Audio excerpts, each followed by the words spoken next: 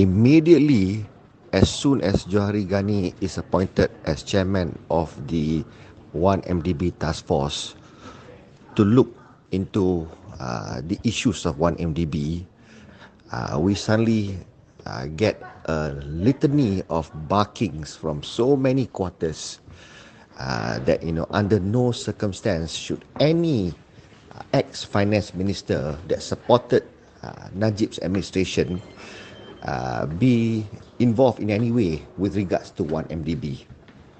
Now, I personally find that it's rather sweeping and rather narrow mindset of people.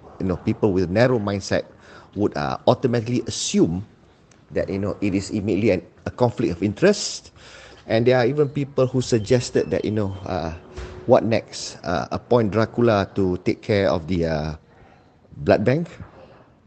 Now, all depends. I will use even the Dracula and blood bank example to illustrate the point. Now, read what the task force is supposed to do. They are supposed to study the settlement with Goldman and Sachs. Okay, what is the issue? Now, first things first, 1MDB was the financial carnage by Najib, by the Barisan National Government. That is without a doubt. So the culprit that whacked us the first time by the billions is Najib and his co-looters. These are the kleptocrats, and the case some have concluded, he's in jail, some is ongoing. SRC, 1MDB, all these things is there. So we all know this. Okay, now but what has just come to light is that as soon as Pakatan Harapan government took over, and then thereafter Kerajaan Tebuk Atap, Muhyiddin became PM, and under Muhyiddin's administration, when things are discovered and the first kleptocrat fiasco has been uncovered and people are charged, the recovery commenced even during Pakatan Harapan's time, and that was what happened there was a settlement with Goldman Sachs, and it is found that we got into a rotten deal where we accepted so much less than what Goldman Sachs should pay us. So therefore, again, there is now allegation and suspicion that when we have been squandered by the billions by one administration, the subsequent Tebuk Atap administration also defrauded Malaysian funds by working hand in glove with Goldman and Sachs to mitigate the amount they have to pay us, presumably with kickbacks. This is the storyline. Possible, maybe not. Now,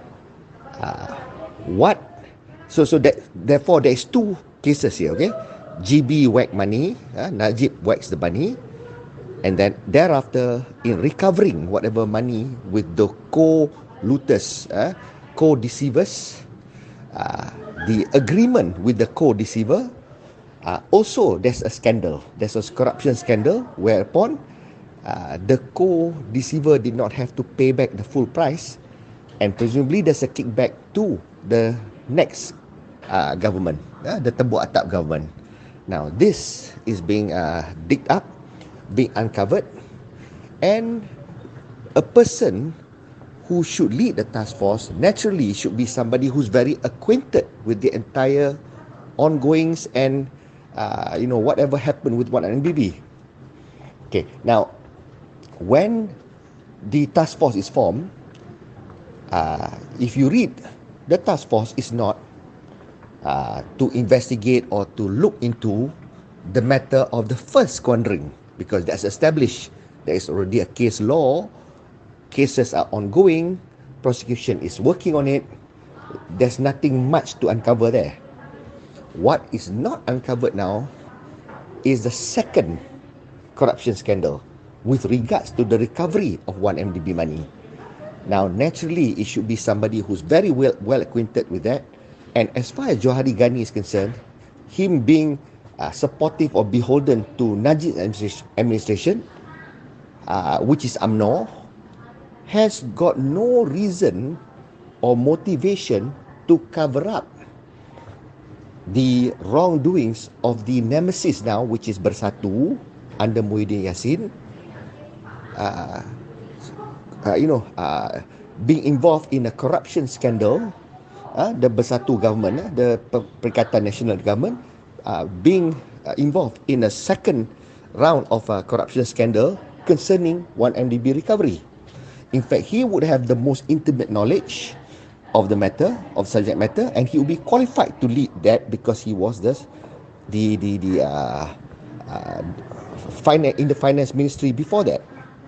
So therefore, the choice of Johari Ghani, to me, is a perfect, brilliant choice by the government. Number one, Johari Ghani is competent. Number two, he has intimate knowledge about 1MDB.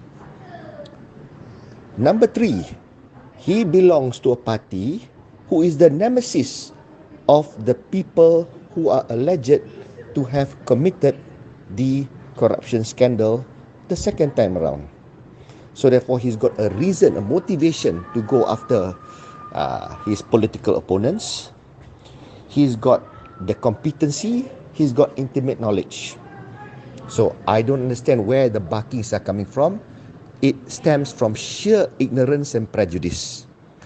I think Johari Ghani is the best person to chair the task force, and I think they will come up with something, and I think Muhyiddin, Perikatan Nasional,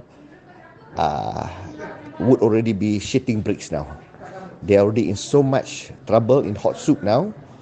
When this thing surface, there will be further charges, and there may be even a recovery of the recovery sum. This is what I look forward to.